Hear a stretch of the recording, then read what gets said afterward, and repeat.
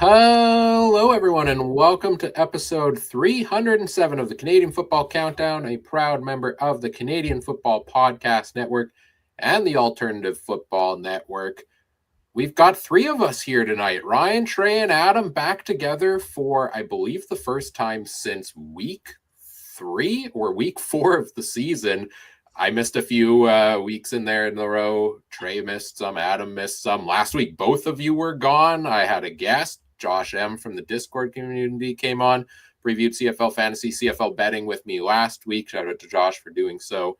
And this week, we're going to do the same thing, except the three of us. Week 18 of CFL, 3 games on the schedule. Fantasy means only 6 starting options at quarterback, running back, etc. It's playoff time for a lot of fantasy leagues this week, so it's really important week for CFL Fantasy. Of course, we've got your betting picks as well, the three of us here tonight. Let's bring in the rest of the panel. It's good to have you both back here. Let's start with you, Trey. You're in the middle of the screen here tonight. I see you're decked out in your Toronto Blue Jays attire. Big game going on, I assume. Maybe don't spoil it for everybody, but...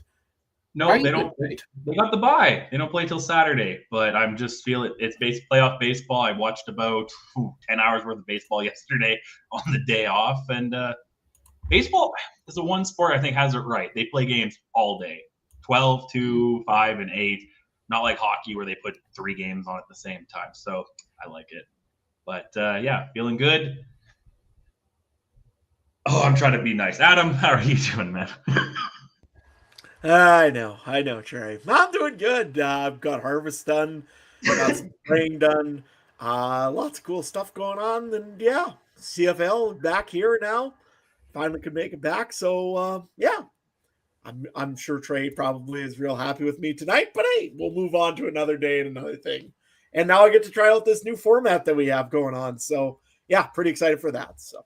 Yeah, this will be our first time doing a 3-person lineup draft, so that should be a little bit interesting. We're tinkering with the format a little bit tonight with that as well. Hopefully that organizes the content a little bit better. Trade deadline day in the CFL today. We're going to do an extensive recap of all of the moves from CFL trade deadline. Look forward to that 30-second segment coming up. Trade deadline week in our CFC Fantasy League this week as well.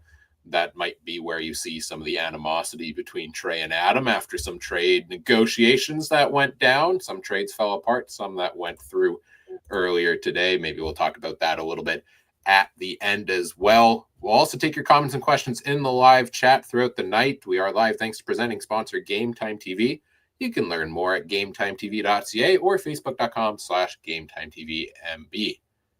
Before we go any further, we do want to acknowledge that the Canadian Football Countdown is brought to you from Treaty 1 territory, traditional territory of the Anishinaabe, Cree, Ojibwe, Dakota, and Dene peoples in the homeland of the Métis Nation, as well as from Treaty 4 territory, traditional territory of the Cree, Saulteaux, Dakota, Lakota, Nakota, and Métis Nation. In between episodes, the Discord community is always a fun place to be. Chatter going on all day long across the various channels there. General CFL chatter, CFL fantasy talk, CFL betting, NFL, MLB, Adam posting his memes throughout the day, farming pictures, all of that fun stuff. You can find that in the Discord. The link is in the episode description. It's free to join us over there. My favorite is always CFL fantasy segment. I put out some new metrics in there this week to help people with their lineups for the playoff push here. So join the Discord and go on and check out all of the fun stuff we've got going on over there. All right, let's get into our Week 18, starting off with CFL injury news and notes, or general news and notes as well. And maybe let's start with the trade deadline. There was no trades happened today in the CFL.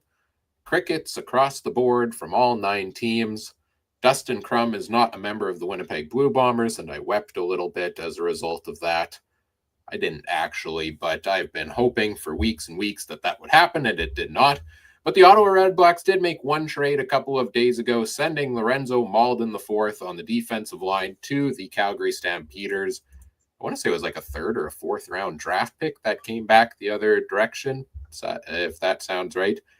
Quick thoughts on that one for the Calgary Stampeders here, Adam. Let's go to you first, because you were the one who broke that trade. Yeah, Lorenzo Malden. I mean, they had to do something in Calgary after the injury. I'm not even gonna try to say his name because I'm gonna butcher it if I try it for the Stampeders D lineman. Probably, arguably, might have been their defensive player of the year. He was double, triple covered. He was drawing people off of him all the time. So Lorenzo Malden has big shoes to fill. However, he is a really good defensive lineman.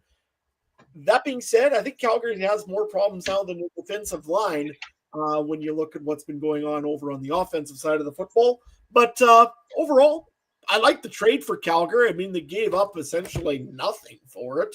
What was it, a fourth rounder, I believe it was. And yeah, a great trade for a team that's going to be in the playoffs, knows it's going to be in the playoffs. I honestly like the trade. I just don't know if there's, again, if that's the only problem Calgary had, that's a great thing. But we'll be talking, I think, a little bit about on the injury side of things for Calgary, maybe of something that's coming back pretty soon. Trey, what did you think of the trade between Malden and the Ottawa Redblacks? Yeah, kind of the same thing you said. I think it was just clear that Ottawa's like, whatever. At this point in Calgary, needed to get something on their D line, and like you said, gave really nothing up for it. It's a classic CFL trade that kind of sure it's going to be big maybe for Calgary to some aspect, but it's not the big blockbuster we see in every other league at the trade deadline, right? It's not Caleros even coming to Winnipeg or anything like that. And sorry, Ryan, when the Bombers have the best chance winning the Grey Cup, they're not going to trade for a quarterback. But yeah, I don't know. I think it's fine. It's classic CFL trade. Maybe be one of those ones that those draft picks turn out to be something big in the future, but I guess you'll never know. Or, well, we'll come to know in a few years, maybe. Once it was a fourth-round pick in 2026. I did look it up for going back to Ottawa in that trade with Calgary. Go back a couple years ago, great. I mean, Lorenzo Malden the fourth was arguably Defensive Player of the Year in the CFL. I think he might have been up as a nominee for it. He led the league in sacks a couple years ago.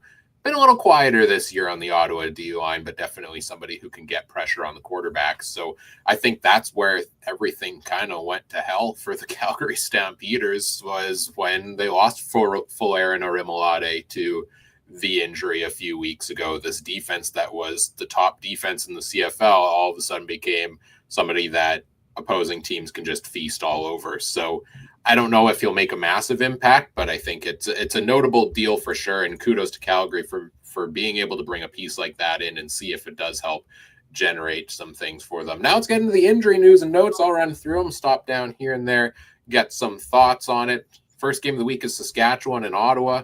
On the Saskatchewan Roughriders, the defensive backfield is injured.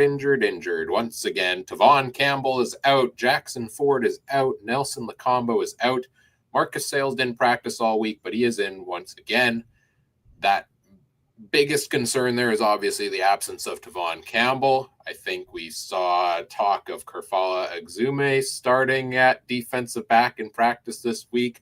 If you're watching the video version, Adam's reaction to this says it all. He's shaking his head no and looks very frightened at that after what Tyson Philpott did to him with McLeod Bethel Thompson a few weeks before. At the wide receiver position, they're getting healthier and healthier, and they might fully be healthy now because Keon Schaefer-Baker looks to be back in. I think he got injured in the first game of the season. And I was very intrigued to see where he's going to fit into that starting lineup now, because they have a plethora of options, the Riders do. And I thought maybe Tommy Neild was going to be the guy out, but he's been taking reps in place of Ajo in the first couple days of practice this week. I'll also quickly throw in Tommy Stevens being out, and I'll get Adam to weigh in on these because you're the Riders fan here. What do you make of Schaefer-Baker in, Ajo to back up, and who's going to do short yardage with Tommy Stevens out? Well, I would imagine that probably they will just that Thomas Bertrand-Hudon has been very close to coming back. I'm not sure they may just let him pound the ball if they have to bring him in to do that play.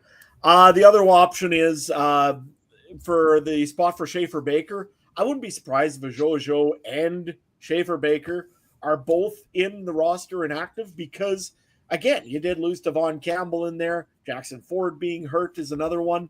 And they also have now a new safety in there because Onyeka has been released during the game during this week as well. So they suddenly are going to be moving CJ Rivas up to safety position, which they were definitely getting burned on a little bit in Edmonton. The other thing as well is you got to look in your offensive line. Philippe Gagnon is back for the Rough Riders as well in a starting spot, looking like he is going to take over for, I believe it is Campbell, I believe is who's he taking over for over on the offensive line. And one big one that you missed, Ryan, I don't know, I didn't hear it from you, but apparently Brett Lowther now has a sore back. Surprise, surprise. Because he's been carrying the team over the last number of weeks. He's been causing a sore back for the entire Rider franchise for the whole last season here. So looks like it's finally a fair chance to check out Campbell Fair. He is going to be coming in and doing kicking duties for the Rough Riders. And my gosh, I hate to say it, but I think this was 3 games too late already. Probably. But at least 1 game too late. I mean, they could have won the game in Edmonton if they would have had a kicker. You could also argue it's a few games early enough before the playoffs come in. But yeah, Brett Lauder back injury from carrying the team all season to first place in the West, clearly. That's fair. That's fair. Moving on to some of the other teams here on the other side of the ball, Ottawa, William Stanback missed last week. Daniel Adeboboye got the start in that game. Looks like Stanback is available to return this week, so add that back into the Ottawa running back situation that nobody enjoys. Javon Santos-Knox, I think, has missed a bit of time at linebacker. Looks to be available this week, so that's a boost for the Ottawa defense in this matchup against the Riders. Hamilton, Toronto is game number 2 this week. Jamal Peters looks to be back after missing last week against the Bombers due to personal reasons. I want to say it was maybe a birth of a child. I don't know. Maybe I shouldn't put that out there. I thought that's what was going on. If it was, congrats. If it wasn't, my apologies. But Jamal Peters being back this week is huge for that Ticats defensive backfield. I thought they looked awful against Winnipeg last week, and he is major absence, so that's huge for them. Toronto, Nick Arbuckle limited in practice again this week. Granted, he was last week too and was a surprise start. I would imagine he starts again this week. David Unger limited on Wednesday, and on the defensive side, Anthony Lanier did not practice. Calgary, BC. Calgary's got a number of injury notes. Defensive side of the ball, we talked about the addition of Lorenzo Malden the fourth. Linebacker Markel Lee, full participant for the first time since week 2. I think he had 15 tackles in his first 2 games, so that might be a little bit of a boost at linebacker. Might also help fill a gap if Derek Moncrief can't play because he hasn't practiced this week due to non-injury reasons. But they got Adrian Green back as a full participant after I think he left last game with an injury. Malik Henry, a full participant in practice for the first time, I think, this season for the Stamps, right? He got injured in training camp, I want to say, never saw the field this year. He really hasn't seen the field in 2 years. I picked him up in our private draft fantasy league this week just because if he can return to form, I mean, Malik Henry used to be one of the top 5 receivers in the CFL, in my opinion, before the 2 injuries came along. I think that could be a big boost for the Stampeders offense. Trey, let's go to you on this one. Guy who's been out of the game for 2 years comes back. He's been practicing for a while now. He's a full participant. What do you make of Malik Henry coming back? Do you have faith in him being able to return to form after so long off? Football's weird. You can take a year off and come back pretty well. I've seen it a little bit with other guys. I don't know. Do I think he's going to get a 200 receiving game on Saturday? No. Will he get a big catch and a big first down in the key moment? Probably. Because he's also a hard guy to scout right now. Like, he's got no tape in the last 2 years as well, right? So, and he could be a different receiver than what he was 2 years ago. Speed could be a different thing. They could use him in different ways. So I'm not, again, maybe not the exact crazy fantasy play if you're looking for a big win, but could be that guy who picks up a big crucial play 3rd or 4th quarter for the Stamps.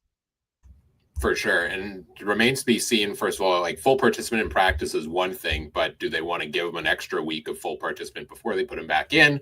We have to wait for the depth charts to come out for this. And also have to wait to see who comes out of the lineup for him, because I'm really not sure. He hasn't played in 2 years. I forget, honestly, at this point, what position he was lining up at previously.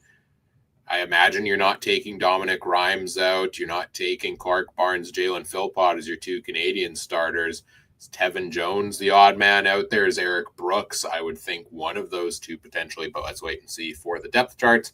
Josh Renantwi, a full participant after he missed last week as well, backup running back for the Stamps. And BC maybe getting some O-line help back soon. Dijon Allen, limited in practice, used to be one of the top offensive linemen in the CFL. He has not played since week 3. Jarrell Broxton came back from injury last week.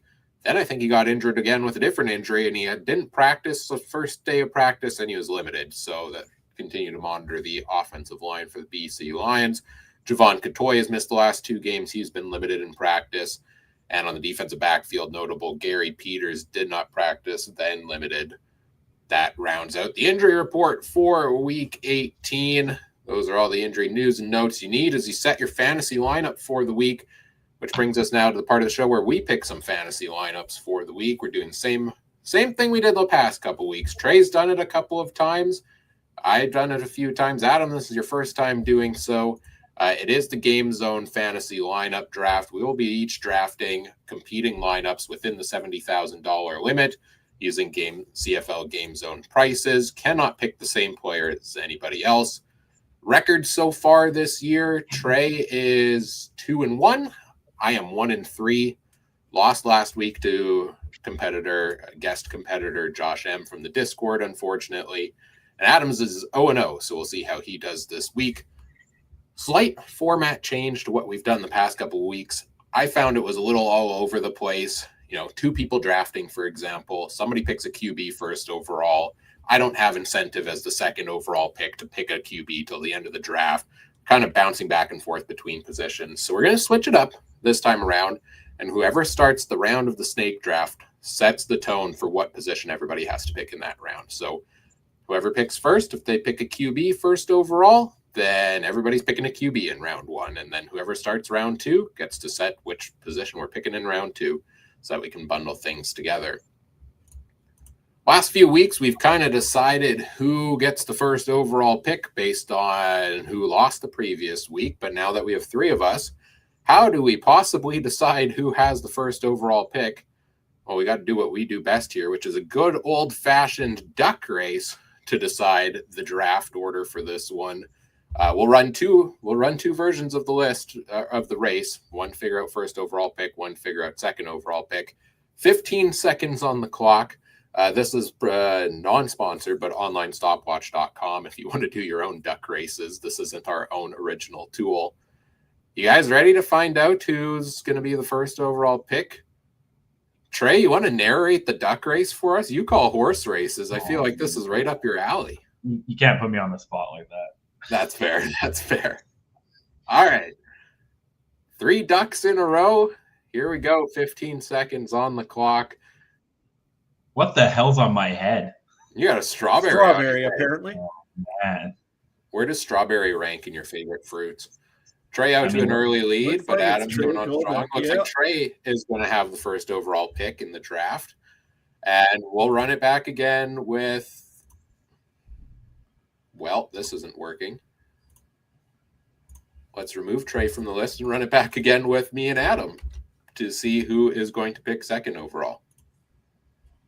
Oh, Adam, you have a cone on your head. I'm just a boring guy. Apparently, I'm now a wizard.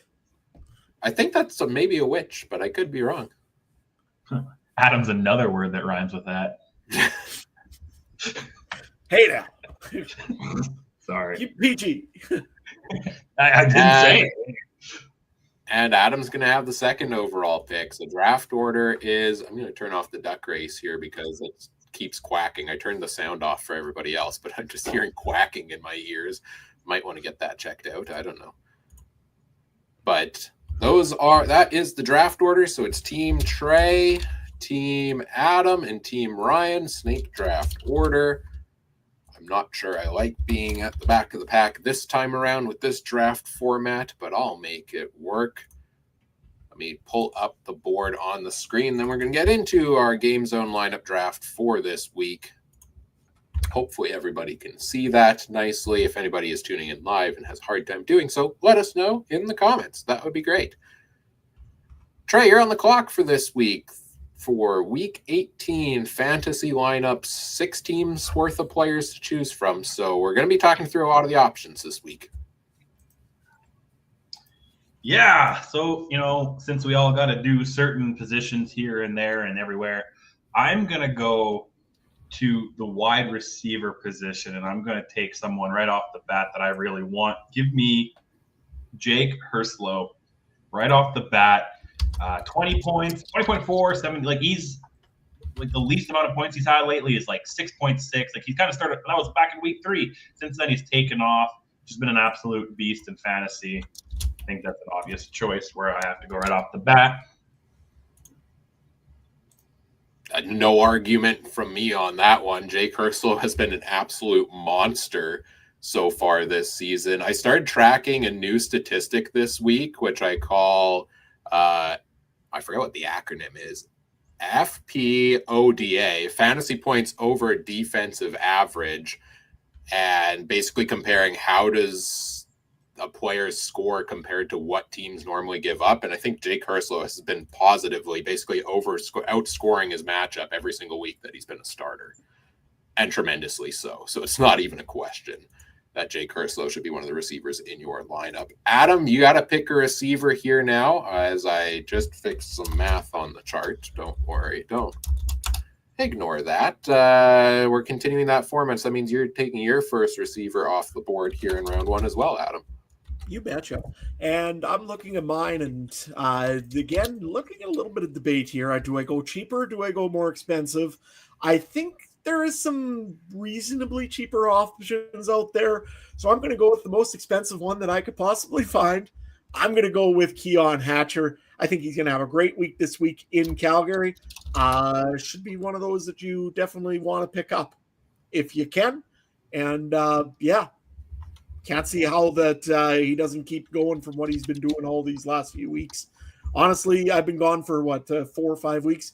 I've been pretty much picking 2 players, Keon Hatcher being one of them, and pretty much winning every week. So I got to go with Hatcher again.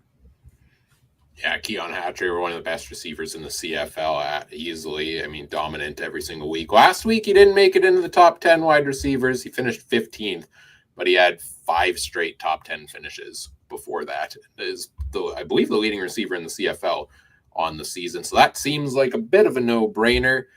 You both went high-priced at receiver to kick things off, which I think makes sense. You got to get your guy, and those are probably the 2 of the top guys off the board.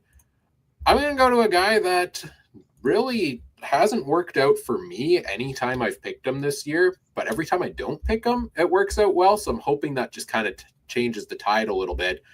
I'm going to spend $7,000 at receiver and go with Keandre Smith against the Toronto Argonauts. His price keeps dropping, even though last week he scored 12.5 points. He is still, when he's on his game, he's one of the top receivers in the CFL. When he's off his game, he finishes, 30 in the ranked 30 and stuff like that. But I got to go Keandre Smith.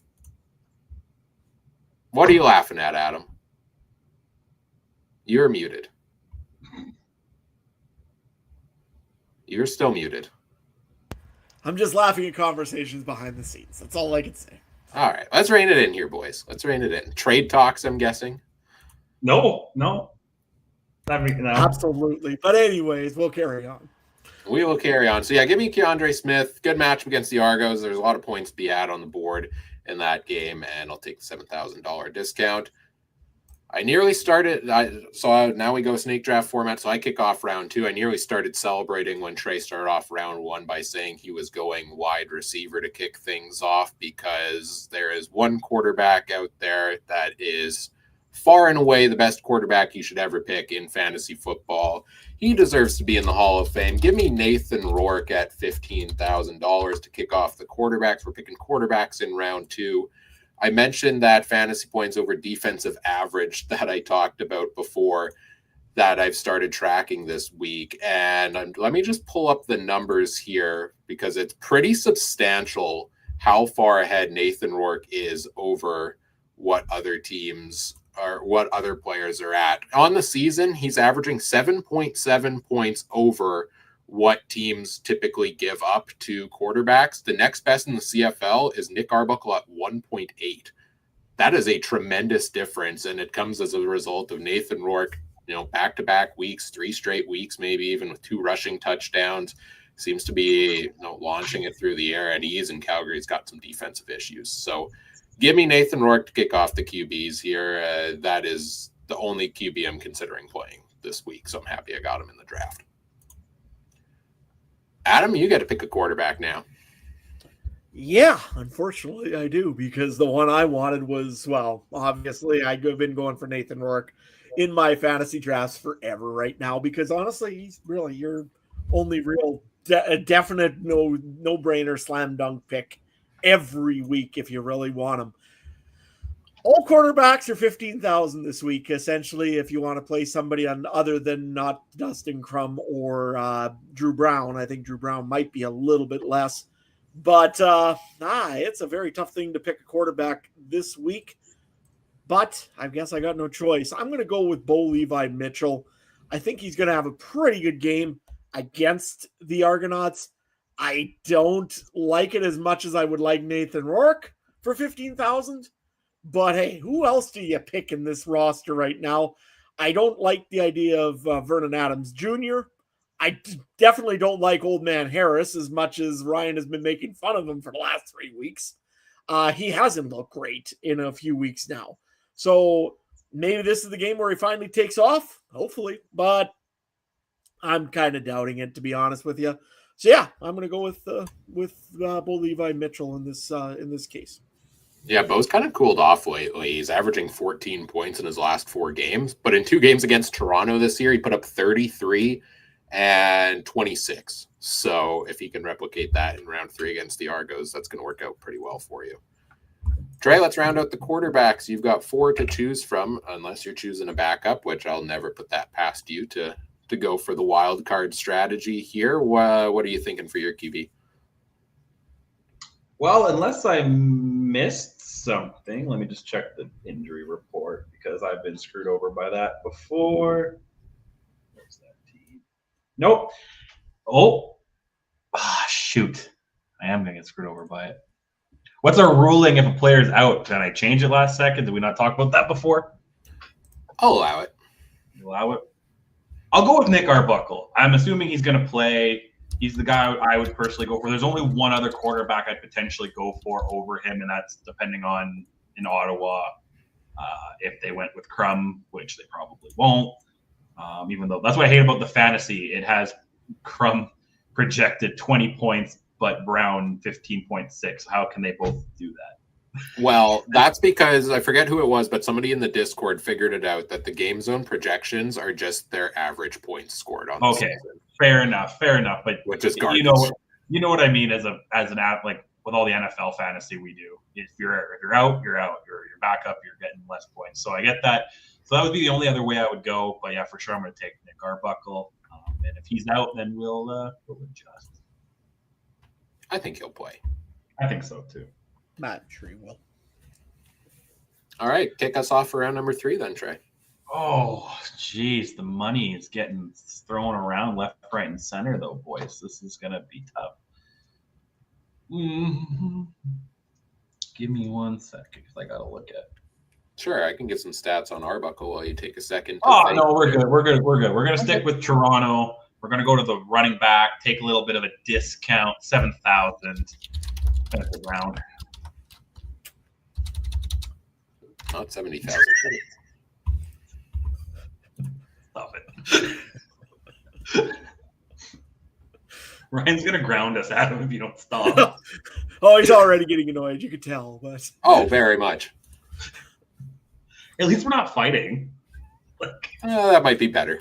I don't know. Probably got a point there. Yeah, $7,000 for Spencer Brown, though. Pretty good pick. I mean, he's had 10 plus points in all of his starts and a couple 15, 20 points. And Ticats are the best run defense to pick against in fantasy football. So If you didn't leave me Nathan Rourke on a silver platter, I probably would have started off the round with Spencer Brown myself in round 2. So I'm annoyed he's off the board. Adam? Well, this sucks now because that was my total plan, was to take Spencer Brown this round if I could. I was hoping that somebody was going with somebody else, although he walked away because now he's probably snickering in the background. Nevertheless, well, I got to go with my expensive option now in running back. And boy, I don't like this 15, 15, and 15. It gets me a little bit scared all of a sudden, but hey, I got to do what I got to do. Give me Greg Bell. We'll take him in the running back spot. Again, I really needed a cheap running back first, but I guess I'll take it the way I'm looking at it. So we'll go with Bell. And honestly, why wouldn't you in this case? Toronto's defensive line, other than Whitten McManus, has not been that strong this year. I think that probably you're going to see a lot of running plays out of Hamilton, even though they kind of like to throw the ball. I think that Greg Bell's going to complement it in this one pretty good. So, yeah, give me Bell. Greg Bell is the only running back in the CFL that has a positive fantasy points over defensive average on the season, and that's because he's been on a tear the last few weeks to really make that up. He's at a total of 6.6, and everybody else is in the negatives where they've disappointed in their fair share of matchups. So he scored 10-plus points in every single game he's played this year. So if he doesn't score 10 points, blame Adam. That's how that works, right? I think so. Absolutely. Yep. All right. Well, you guys took the 2 running backs I'm probably going to put in my lineup this week. I think those are no-brainer picks there. Now I'm left with, among the starters, there's AJ Ouellette, James Butler, Dedrick Mills, and I guess William Stanback if he's back in this week. Not a whole lot to pick from to differentiate them. I'm going to go with James Butler, even though he's been a bit of a disappointment the last number of weeks. He really hasn't finished as a top 3 running back, I think, once in his last 4 or 5 games I was talking about in the Discord earlier today. I'm going to stack him with Nathan Rourke. Saves me $600 over some of the $15,000 price point. And Calgary's run defense. Butler didn't get to play them 2 weeks ago. It was Xander Horvath, and he put up the highest score of the week. So I do like the chances of Butler having a big game here, even if he's cooled off a little bit. Really needs to get back into the receiving work, though. I think he's had 7 targets only in his last 4 games combined, which is far cry away from where he was at earlier in the season. That's my first running back off the board. I'm going to go back to running backs to kick us off for round 4 because I really do not want to be left with William Stanback against the Saskatchewan Roughriders. Like, that's disgusting to me. So I'm going to go back to running backs. I'm going to take one that's a pretty popular pick, I think, for you guys that I shied away from most of the season. But he's got a pretty good floor to pair with the boom bust of James Butler at times. I'm going to take AJ Ouellette against the Ottawa Red Blacks, I think. Yes, Ottawa can be a tough play for running backs sometimes, but Ouellette's good for like 100 yards and a touchdown, and he's been getting a little bit of receiving work lately. Adam, over to you for your second running back. Yeah, I don't like this one at all because you're right. Lining up anybody against the Rough Riders D-line is a disaster, usually waiting to happen. That being said, I got no choice but to take somebody cheap because I have to. There is nobody really that you can afford, that I can really afford properly in this and let me actually have a chance of having a good game to run against. I'm just trying to look up the price of a certain running back here, and that would be William Stanback. Anybody got it there by chance? 10,000. Okay. I'm going to be going with Daniel Adeboye of the Ottawa Red Blacks, just because, honestly, I hope he gets a run or two, and Stanback for some reason isn't playing. And boy, that's going to look real good if he doesn't. But that's a real shot in the dark. That's because you have to stay within a certain budget play. That's the only reason I have Adeboye on my team this week. Yeah, it would have been nicer if Stanback wasn't available this week, especially because he could catch some passes against that Riders defense. But the timeshare strikes again in Ottawa. All right, Trey, who are you taking? Are you going with Dedrick Mills or William Stanback, or are you going with a wild card pick here for a cheaper running back play? Let's go off the board. I never hope for an injury, but in this case, this injury would also screw over Ryan. So give me Xander Horvath. He did pick up a few points last week, 4,000 points. Maybe if Butler comes up with the flu after the game started. And I didn't mind him when he got the ball, 21 points the week before against Calgary, right? So if anything goes sideways with Butler, $4,000, it gives me some play there with my receiver and flex. It's also very likely that we kind of saw it last week late in the game. The Lions were so far ahead that they put Horvath in over Butler late in the game, and he got some work in that game against, they played last week, Toronto. So it could work out.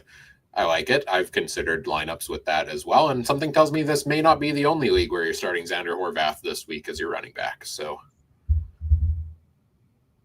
you could throw jabs at me, but I'm not allowed to be mad at Adam on the show. Okay, whatever. Hey, whatever. All in good fun. All in good fun. I know.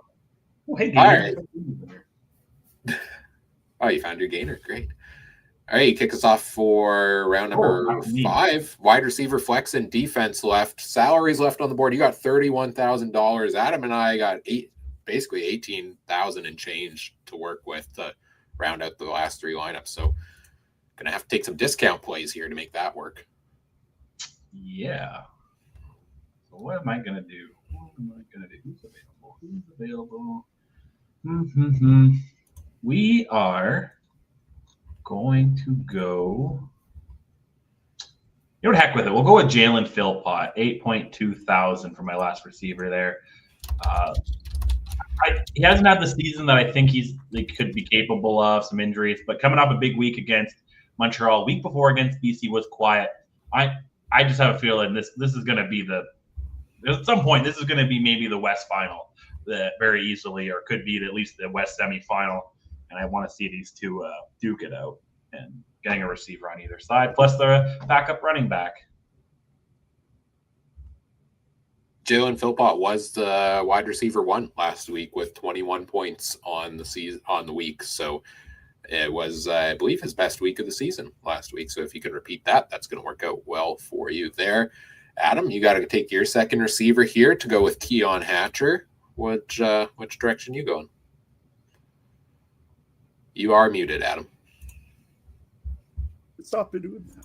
I should really stop doing that. Anyways, the guy I'm going to look at here, I'm just thinking, Ryan, you did mention that the Rough Riders are kind of a little bit banged up in their secondary quite a bit this week, especially with Devon Campbell being gone.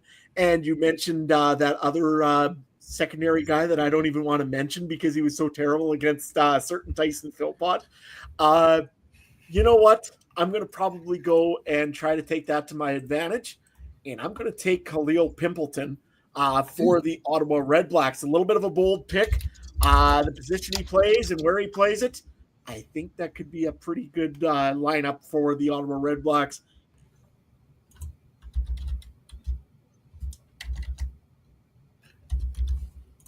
We might have lost Adam. I think he froze a little bit there, but we can chat about Khalil Pimpleton. I think he's been a disappointment this year for sure compared to what we're used to seeing from him from last season.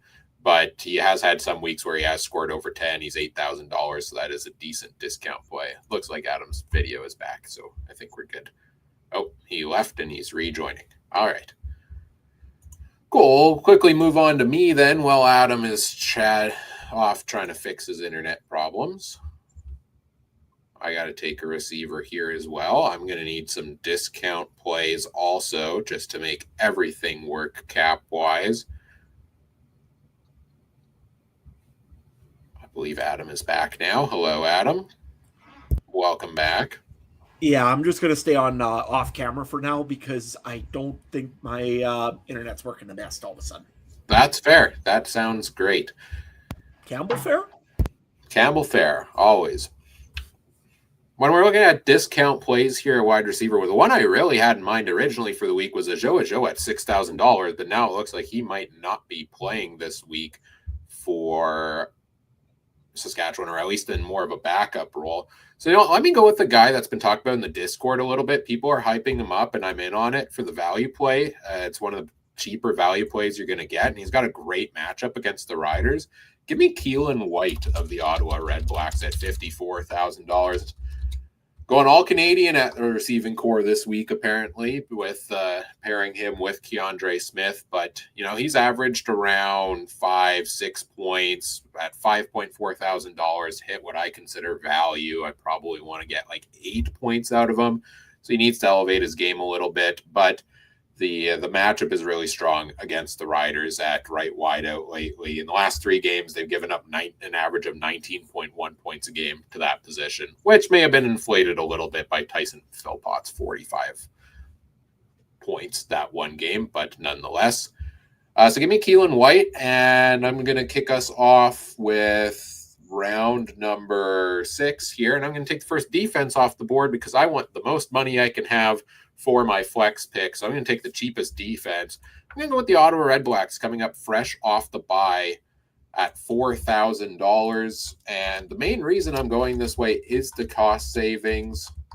I look at some of the other options on the board. I think they could be good potentially.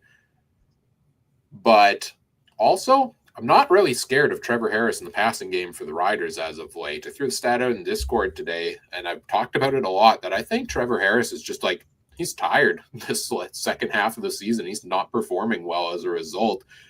He averaged 19 points a game in his first 9 games this year and 11.9 in his last 5. So Ottawa's good at the takeaways.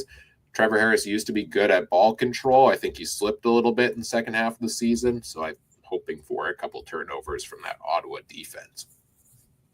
Adam, you got to pick a defense now. Yeah, and I'm just trying to do some math in my head, and that's usually not a very good sign when I'm starting to crunch out the numbers. I think I can afford to do this play, but let me see what I've got here. I'm just trying to do the last bit of math. Yeah, I could do this one here. So I'm going to take the Hamilton Tiger Cats. Again, the next cheapest defense that there is. They got the Toronto Argonauts. I don't like it because you're playing a certain quarterback that can really get some points on you real fast if you aren't looking. And they got a great receiving core right now. So I'm a little nervous about picking up the Ticats. But honestly, I need something that's cheap in defense because I want to pick up as much as I can for my flex player. So, yeah, this should work for me. Give me the Ticats. All right, Ottawa and Hamilton defense off the board. 4 more to choose from. You got to spend a little bit more, but good thing you have the cap space to do so. Trey, which one are you going with? Give me the BC Lions. They've been actually pretty good lately points-wise. Last time they played Calgary, they got 8 points. Last week against Toronto, 8 points. Against Ottawa, 15. They've been up there lately. I mean, if Matthew Betts can continue the pace he's been on with the sack race lately, like go back to last year, late in the season, when all the talk was about Nathan Rourke and Matthew Betts and bringing these guys back in late and committing so much money to them, and this is wrong for the BC Lions. I don't think that anybody's saying they made the wrong choice with either of those at this point in the season, late in the second half here. I like it. BC at 5,700. You have $17,000 left for your flex play, which means you can take anybody left on the board at running back or wide receiver that you would like. Trey, who is your flex play to round out your lineup? Give me Dedrick Mills. I'm going to try the triple running back here. I was going to take him in the first running back spot, but thought to take Horvath really just to get that money savings. I don't think I've ever done 3 running backs. Interesting. If I have, it was definitely by accident or not intentionally. I think that the receivers are usually the way to go. Maybe something I do in NFL when guys are on bye, but I'll see. I think because, again, Dedrick Mills, even though the Stamps didn't do great against BC, he got 20.3 points against BC last time they played. He's coming off 11. He's had a pretty, he's hit and miss. He can go from 1 point against some teams, but I think usually Calgary seems to run the ball heavily. So I like the pick. And make Arbuckle my captain. All right. We didn't do that. Nick Arbuckle as captain. So Trey's got $3,700 left on his lineup. That's all rounded out now. Adam, who's your flex play with $6,200 left? Well, it's been very tough for me because I can't figure out exactly who I was really looking for. There was 3 players that I have in mind. 2 of them are BC Lions, Aiden Abler-Hart, Stanley Berryhill, Or the third would be take what you said earlier, and I don't mind that play because I'm sure he's still going to get some looks in Ottawa, and that be a Joe. He's not. They're going to dress as many Canadians as they can in Saskatchewan because, frankly, they've got so many injuries in the defense. They have to dress them in the offense somewhere. I would like to take a Joe, but I don't think I'm going to. I'm going to take a chance and say that he has a good game against Calgary, and I am going to take Stanley Berryhill and just hope that really works out. That's a pretty risky play.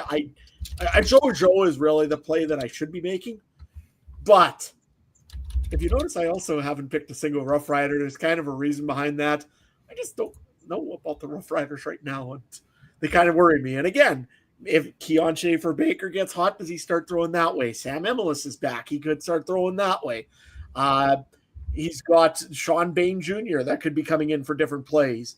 Tommy Neal does look good at times. Saskatchewan's got so many moving parts and so many moving pieces.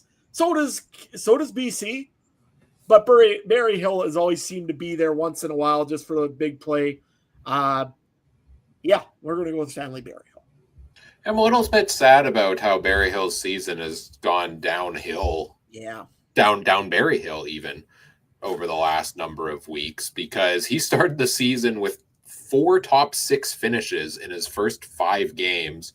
But in his last little while, he's finished under 9 points in 5 straight. I still think there is more potential. That is probably your best play, him versus Eberhard. He gets some more targets, so I think there is more potential there for Berryhill. So I think you made the right choice there. We go to me for my flex with $9,200 available. You talked about Tommy Neal. He's a guy in consideration for me. He's played well enough. He's gotten, 3 or 4 touchdowns on the year, so he's managed to somewhat sustain a spot in the lineup, which I didn't think he was going to when all of these guys started coming back.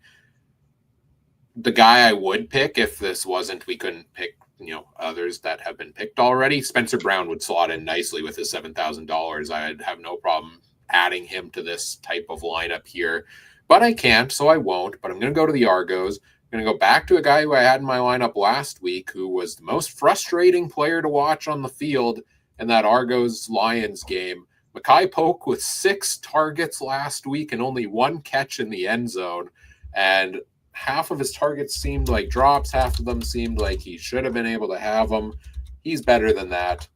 I think he bounces back hopefully this week. So I'm going to take him at $8,000 to round out my lineup and add a Toronto Argonaut to the list this week because I think that could be a high-scoring game against Hamilton. Adam, who's your captain? My captain's going to be Keon Hatcher. Bo Levi Mitchell. What am I doing here? Quarterback, I always have a hard time not picking a quarterback as my captain. Obviously I know what Ryan's doing also as well. That one's just an obvious one. But Bo Levi Mitchell will be my captain. I hope that he gets, it's amazing. I was just looking at our rosters. Not one of us picked a wide receiver from Hamilton. I did. I took Keandre Smith as my first receiver off the board. Yep. Okay. Never mind. And honestly, if I could afford him, Kenny Lawler against the Argos is always juicy because he put up his 44-point game against them earlier this season. But those are our lineups. Yes, I'm making Nathan Rourke my captain this week. Trey drafted Nick Arbuckle, Spencer Brown, Xander Horvath, Jake Herslow, Jalen Philpott, Diedrich Mills, and the BC defense. $3,700 left to spare. Team Adam drafted Bo Levi Mitchell, Greg Bell, Daniel Adeboboye, Keon Hatcher, Khalil Pimpleton, Stanley Berryhill. The Ticats defense with just $200 left over. Myself, Nathan Rourke, James Butler, AJ Ouellette, Keandre Smith, Keelan White, Mackay Polk, and the Red Blacks defense. We'll put it out in the Discord afterwards as well, as we have every week. Let people vote on whose lineup they think is best. And we'll total it up, and we'll let you know next week who took home the crown in this week's matchup. Hopefully this was a good overview of basically almost all of the fantasy options on the board for you for your consideration for your lineups this week. Any quick 30-second honorable mentions that we haven't really talked about that you guys would have liked to have in your lineup? Adam? If you want a fairly cheap Canadian option, Again, about $8,600. If he is ruled available and ready to go and on the roster for tomorrow, would be Keon Schaefer-Baker. Apparently, he has had a really good week of practice from what I've heard from the sources in Saskatchewan. Whether that means that he's going to be 100% ready to rumble and he's going to just absolutely light up the earth, well, it's hard to say. But the other one also is I still like the Saskatchewan defense just because of the front D line. The secondary scares the living daylights out of me, but the defensive line, yeah, no, it's real good. And you know what? Most of your points, if you're going to get from defenses, are from turnovers or from fumbles and pressures and sacks. So if you need to take a defense, you want to pay a lot of money. Runner defense, maybe you might want to look at. Trey, what about for you? Any honorable mentions? Let me see. Yeah, there's a couple of guys I wish I could have fit in money-wise, but I don't think it would have worked. And actually, this is like 90% of the roster I had going, like my other roster, and I probably actually made a couple adjustments and merged them together. Nice. So I think I actually like my roster better. This is gonna. I made one change to my roster I'm going to be running in our playoffs that we're going to talk about maybe in a little bit. So I'm actually pretty happy with this lineup. Awesome. The only two kind of other groupings or names I had in consideration, I mean, I'll throw in Keon Hatcher, Justin McInnes is an interesting debate for BC because McInnes has kind of become the hot hand lately with the end zone looks for them, whereas Hatcher might get more targets, more yards. In Saskatchewan, Keyshawn Johnson, like I'm a little worried about Saskatchewan because these guys keep getting healthy and there just seems like so many mouths to feed and Trevor Harris hasn't been playing that great. But in 8 of his last 9 games, Keyshawn Johnson has outscored his matchup total, like the amount that the defense gives up, that FPDOA score or FPODA score that I was talking about earlier. In 8 of his last 9 games, it's been positive. So he's kind of been matchup proof there. Ottawa, I think there could be some good plays due to the banged up secondary for the Riders. I obviously went with the cheap Keelan White play, but Justin Hardy, Braylon Addison, those two are kind of interchangeable to me. Braylon Addison, I picked him up in our draft league earlier today. He leads the CFL in average catches per game. So he's getting a ton of looks. He's put up a couple 20-point weeks back to back. I would love to find a way to fit Braylon Addison in my lineup. And if for whatever reason you don't choose Nathan Rourke as your QB, I think Drew Brown saving a couple of dollars could be an interesting play because you know he's going to throw a ton. But put Nathan Rourke in your lineups. End of story. All right, that's the fantasy portion of the show. Now we get into our betting picks, a little bit of a longer show today because we had 3-person draft, but we got our betting picks now. Let me take the fantasy board off the screen. Let me fix that. Trey, do you have our totals coming into this week for betting, or are we? I totally wrote it down and I left it at work, but I will post it in the Discord first thing tomorrow morning. I don't want to do the math right now. Sounds great. I think I went 3-1 on the spread last week, but 1-3 on the over/under. So I'm kind of catching up to 500 on the spread, but my lead on over/under went downhill big time. I don't know about the rest of you if you know off by heart. I can't remember. I think Josh did bad. And then I think that the rest of us kind of were around the 3-1-2-2. But I totally wrote it down at work and I had our updated totals and I meant to put it in the Discord. And yeah, tomorrow morning. All right. Sounds great. Thanks, Trey. 3 games on the schedule this week. Some interesting matchups for playoff implications. I mean, Ottawa is basically out of it unless they win out and Montreal loses out. Things are looking bleak for Edmonton off the bye. Toronto, things are looking bleak here as well, but lots going on, especially that West playoff race. Week kicks off with the Saskatchewan Roughriders visiting the Ottawa Redblacks. Saskatchewan 3.5-point favorites on the road. Over under is 53.5 for this game. Trey, let's start with you. What are you thinking?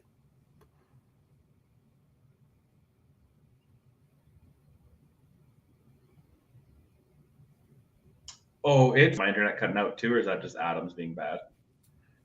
I think your internet was briefly cutting out, at least for me, but it might be good now. Okay. Yeah, I really kind of want to take Ottawa. I think Saskatchewan would win, but why does this kind of smell trap game? Saskatchewan's got some, take Ottawa. Take Ottawa plus 3.5. This is just kind of giving me trap game vibe with the injuries Saskatchewan has in Ottawa, you know about that home field advantage. And I will take the under. All right, Adam, what about you? Last week was the trap game. Edmonton jumped Saskatchewan, and Saskatchewan wasn't ready. I can guarantee you this week, Corey Mace has got those guys probably running laps probably currently in Mosaic Stadium until they actually are allowed to go on the airplane. And he might just make them run to Ottawa because he's so angry about that loss last week. Although you can never tell it on the sideline because all he does is sit there and chew bubblegum and smile. He's like the most nonchalant coach that there is out there. I'm going to go with the Rough Riders. The only way the Ottawa Red Blacks have a chance of winning this game this week is if Rick Campbell takes over as head coach during halftime. Otherwise, I'm sorry, Ottawa fans. This has not been your year. It's not going to start right now. And Saskatchewan, to be honest, 2 more wins, I think it is, or 3 more wins for sure. And they host the West Final. They're going to push for that. And I don't care if Trevor Harris is still looking poor and slowed down a bit. He ain't going to slow down that much, and not against this Ottawa Red Black team. Give me the Riders. Give me the under on this game here too. I think that there's going to be a lot of points on one side of the board. If you lose a football game to a team that completed 3 total passes, you do not deserve my pick for your following football game. I can't pick Ottawa. How did they lose to Chris Streveler's 3 completions and the Winnipeg Blue Bombers? They completely threw that game away. Yes, it could be a bit of a trap game, but I am going to take the Riders. If the spread was bigger, maybe I would consider going the other way, but 3.5 is not one that scares me as much as some others do at times. Over under 53.5 is an interesting one. You know what? The Red Blacks don't score a ton of touchdowns a game. The Riders have had some inefficiencies. So yeah, I'll just agree with you guys and go with the under on this one as well. Let's make it all the same across the board. I just wanted to bring up also the coin was back here this week. It went and it's talking to me here, and the coin has picked the Saskatchewan Roughriders for this game. The coin is back. The member of the podcast I missed the most. No, I'm kidding, guys. I really did miss you. Thanks for coming back. As much fun as I had last week with Josh, of course, but Game 2, Hamilton, Toronto. The Argos need to win to stay alive. The Ticats probably need to win here to give them a real good shot at hosting the East because they come off that stinker against the Bombers. Montreal looks good with Davis Alexander coming back. 9-6 Ticats, 5-10 Argos. Let's go to Adam first for this game. The Ticats 1.5-point favorites on the road. Over under is 57.5, which might be the highest line of the season. Yeah, this should be a big game for both teams.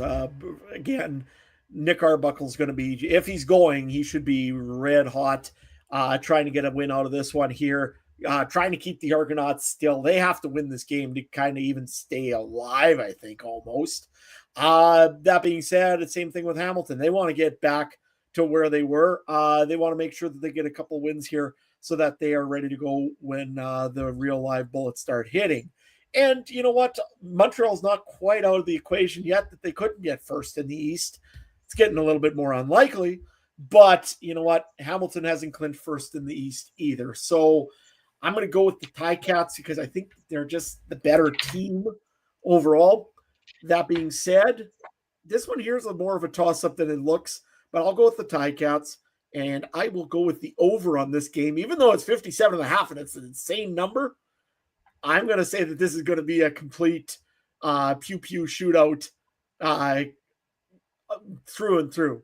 Mind you, I said that about BC and Toronto last week, and that was not a shootout. You said Montreal's fallen out of the reach, though. I think it's more likely than ever before.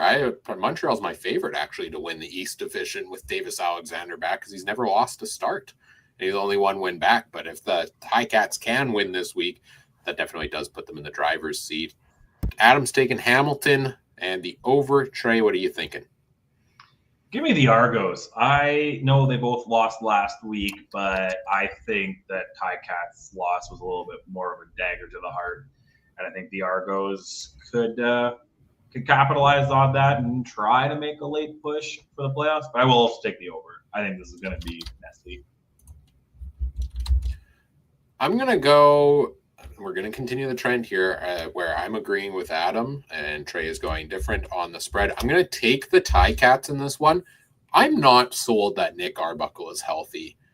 His last 2 games have been his 2 worst games of the season. Yes, the first one was the one where he got injured, but coming back from the injury last week, he should have been able to put up a ton of points on the BC Lions, and he looked average at best last week. So I'm going to take the Ticats. I also think Jamal Peters being back settles down that defense a little bit more, and the Argos have an atrocious kick coverage team, and I think what is it? Isaiah Wooden? I think it is. Returning kicks for the Ticats, I think, has a decent shot to bring one back to the house. I'm going to take the Ticats on this one. Do I want to go over 57.5? I'm going to go.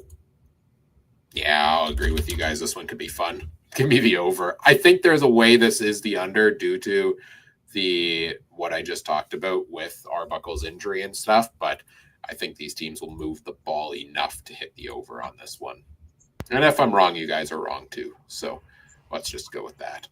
What does the coin say, Adam? The coin has gone, and it has said the Toronto Argonauts in this one here.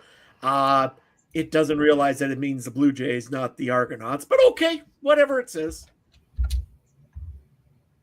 All right. Coin's agreeing with Trey. Wearing the Blue Jays gear won over the coin in your favor, I guess. Third game of the week. Calgary, BC, rematch from 2 weeks ago. The Lions are 3.5-point favorites at home. Over-under is 55.5 points in this game. I'll kick us off on this one because I haven't yet.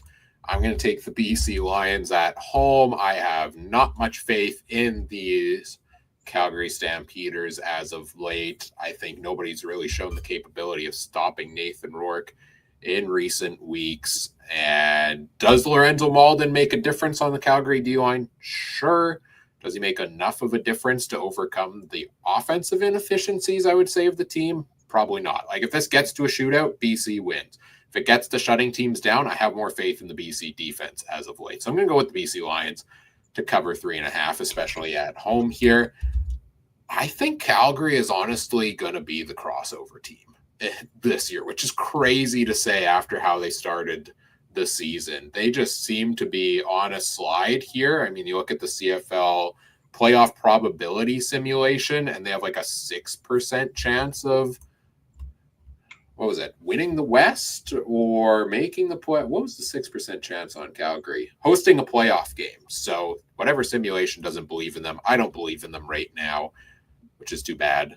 Give me the over, though, because I think BC can hang 35 points on them easily in this game. Trey, what about you? I'm going to take my third straight underdog. Give me Calgary plus 3.5. I think Saskatchewan and BC could easily win the game. I think they'll be closer than the spreads will say, but I'll take Calgary plus 3.5. I'll go under, though. I think this one will be kind of a snooze fest on Saturday afternoon. Everyone will be watching the Jays game. No one cares what's happening in BC.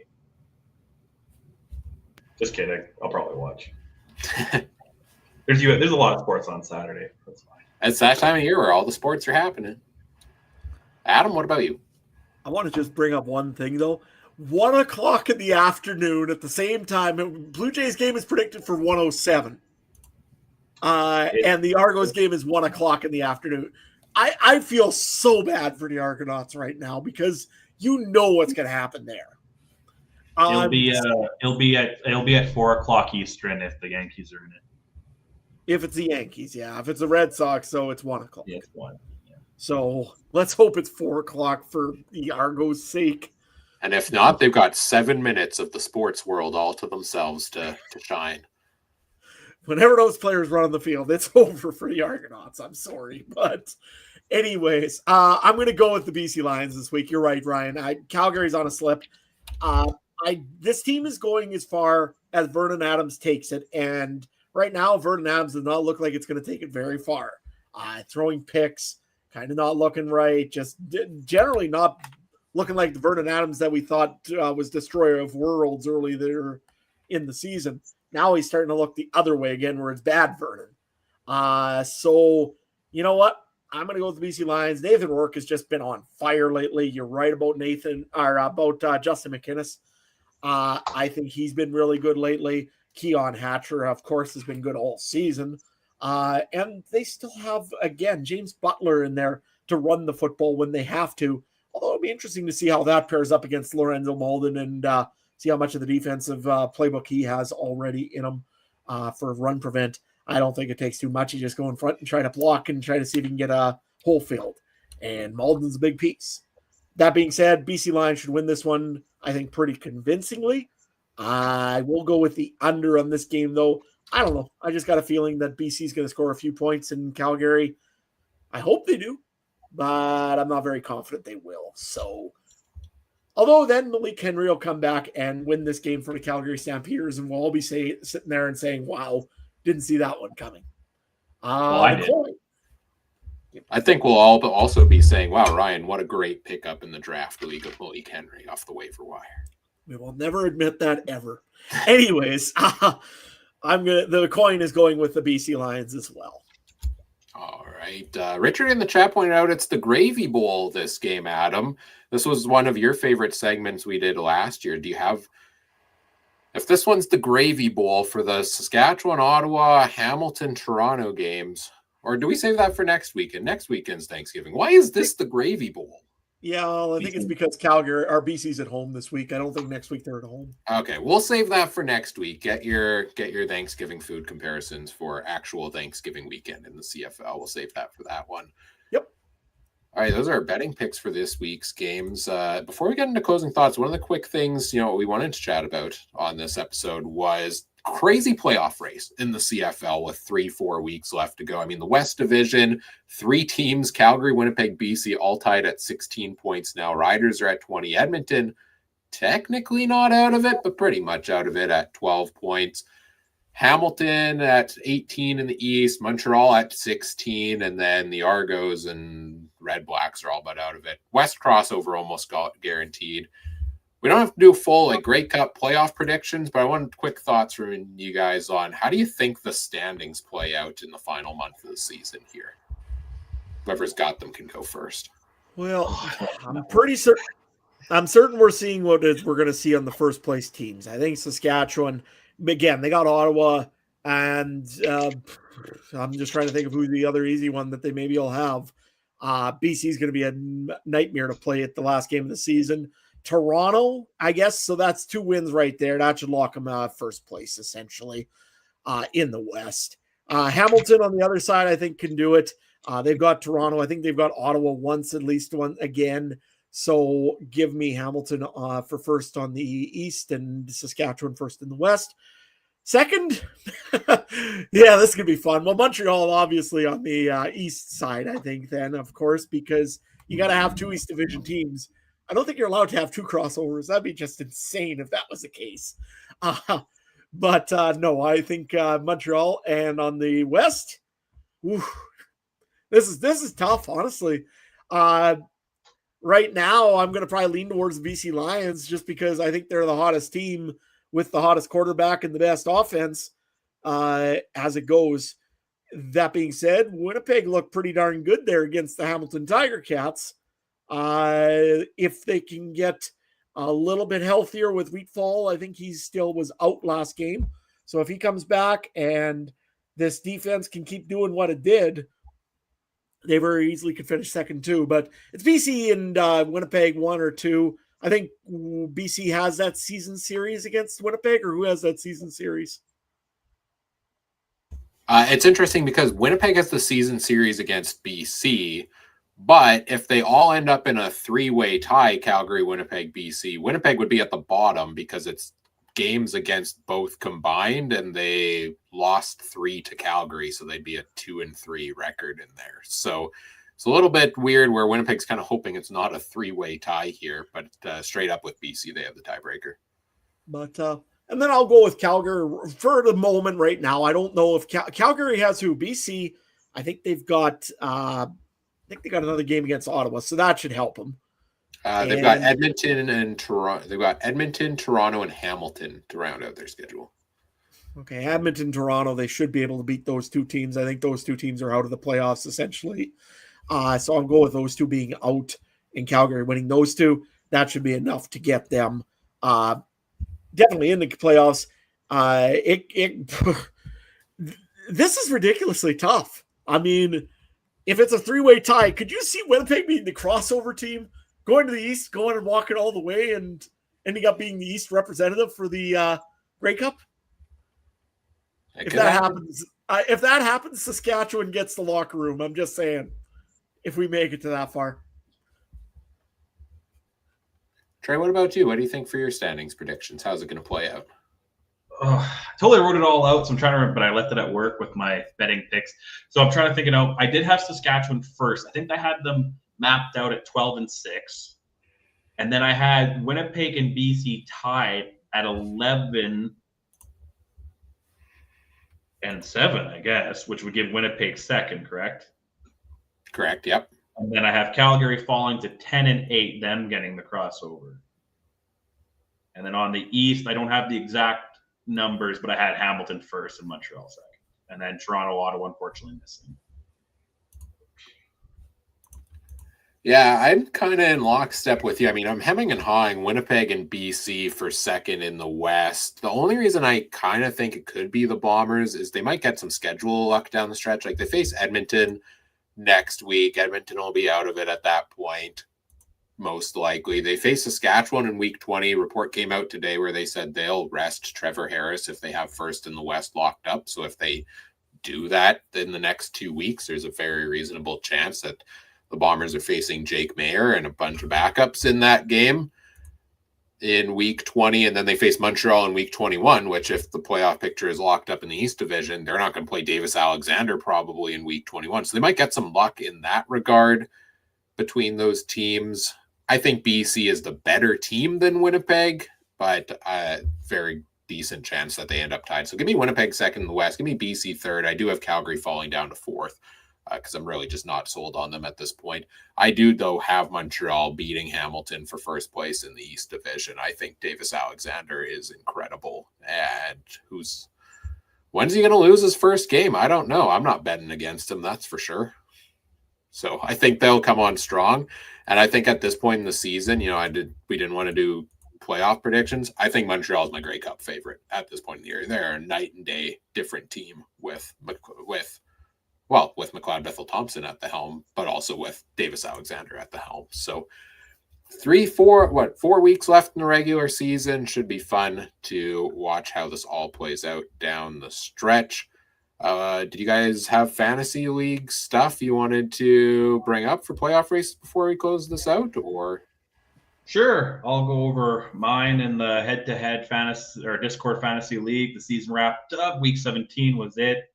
Our top 7 make the playoffs. Unfortunately, 9 guys do not. So our top 7, Josh M., our guest co-host last week, finished in that top spot. He earns the bye at 14-3.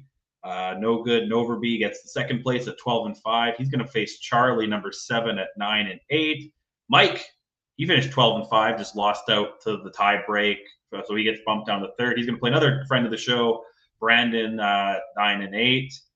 And then Waldo, where's Waldo at 11-6? He got home field advantage if that matters in fantasy with the 4th spot because I was also 11-6, but finished 5th. And then Josh, he'll face, it's NFL kind of playoffs. He'll face the lowest seed. So winning seed, and then the other 2 face off in the semis. Where's my playoff matchup? You will play Adam for the Gravy Bowl. I don't know.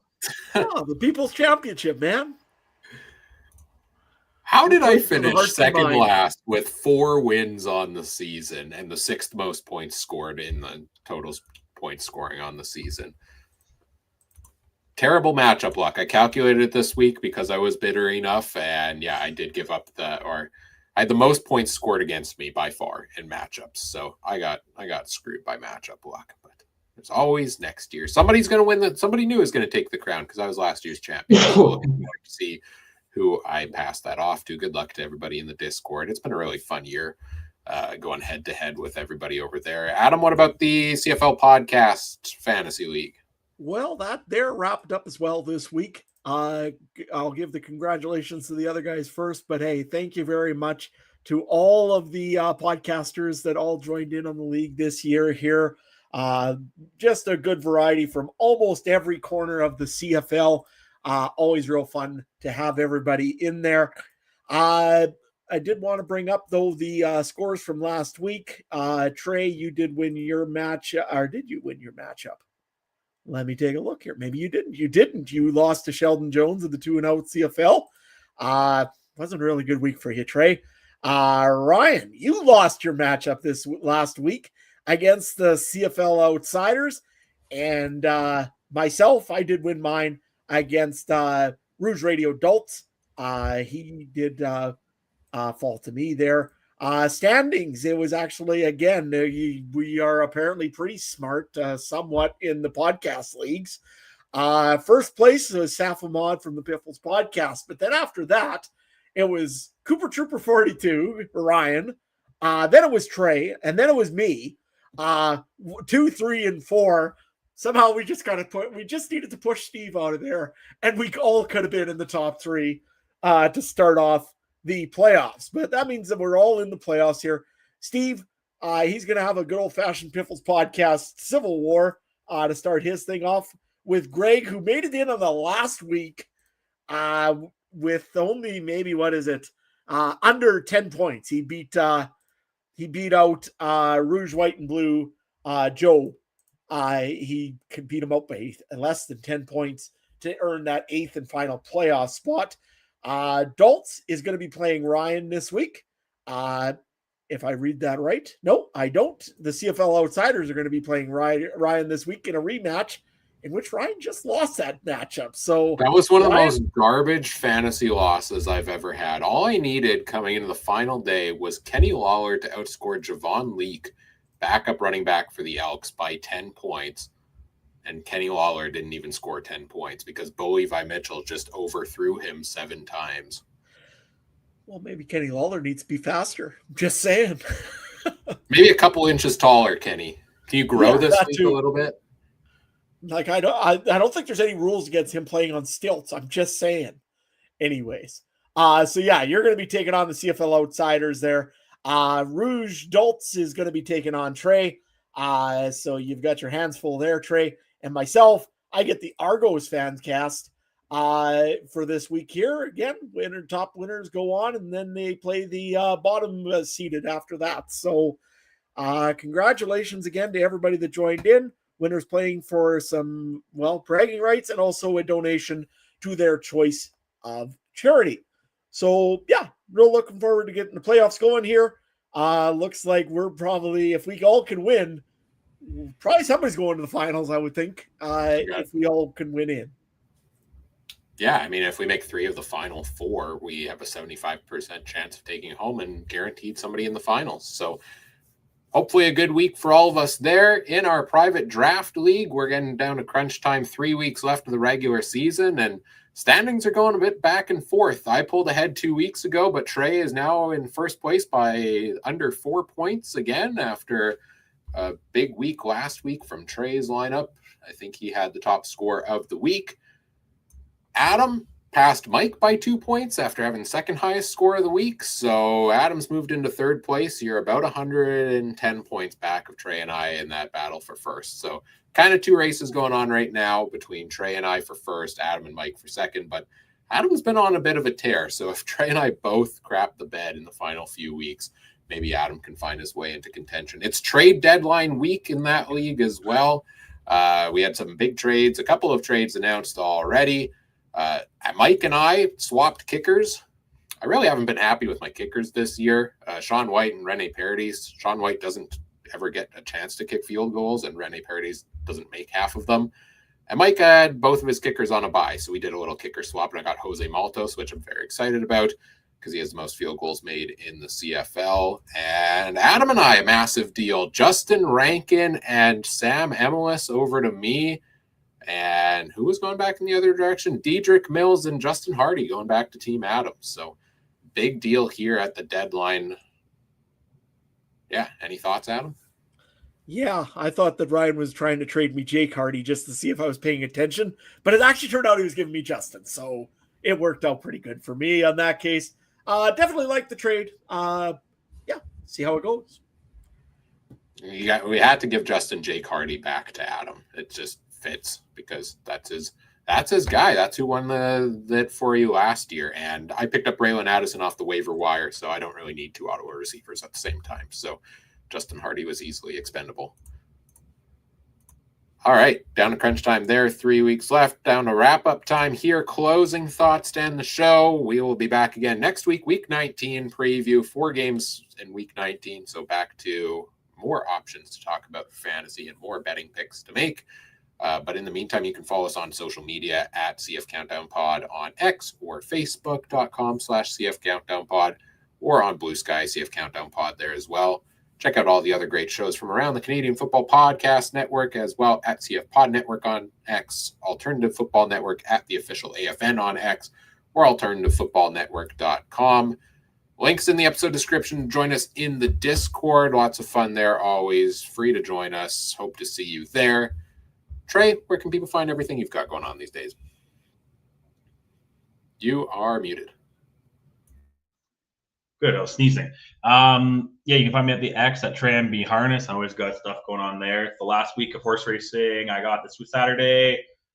Hopefully the Jays play later in the day so I can actually try to catch it. I'll be tweeting Jays, UFC, football, NFL. Really mad about that fantasy. I lost because I had a player that was out. My other league, I'm killing it. The Dynasty League for money, I'm killing it in that one. That's the one that matters. But yeah, TreyMB Harness, or come chat in the Discord. I'll probably be talking. And if there's any Yankee fans or Red Sox fans, yeah, show your face. Adam? Yeah, you can find me at Adam Stewart 1 when I'm not messing with Trey on deals. Usually you can be found anywhere else. Usually the best place is I've been kind of busy on X, not as much. Mostly it's always still for me a lot busier on Instagram at Farmer in Sask.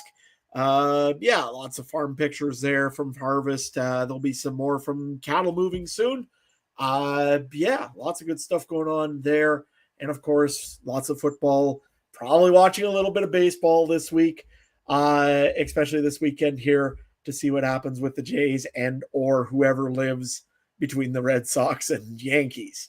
All I know is it's pretty fun watching them beat each other up while the Jays sit on the sideline and watch. All right, you can find me at CooperTrooper42 on X. I don't tweet that often, but you can find me there if you would like. I'm usually busy in the CFC Fantasy Stats Lab, cooking up new charts and fantasy stats. People in the Discord get pretty easy access to me for asking questions about your lineup. I'll find stats that are relevant for whatever lineup decision you're making, or if you want to tweet me, you can do so as well. But Discord is the one I check most often for that. Also waiting for a call from the Bombers for like a private suite maybe at the stadium, because I showed up to the game for the first time this weekend, and they won 40-3 over the Ticats. So, yeah, Wade Miller, give me a call. That would be great. All right, that's it for today's show. Whatever the podcast platform you're listening on, we appreciate it if you do all the fun things such as like, comment, subscribe, rate, review, share the show with your friends, help us grow the show. We always appreciate it. On behalf of Trey and Adam, I'm Ryan saying thank you for listening. Take care. Have a good one. Bye.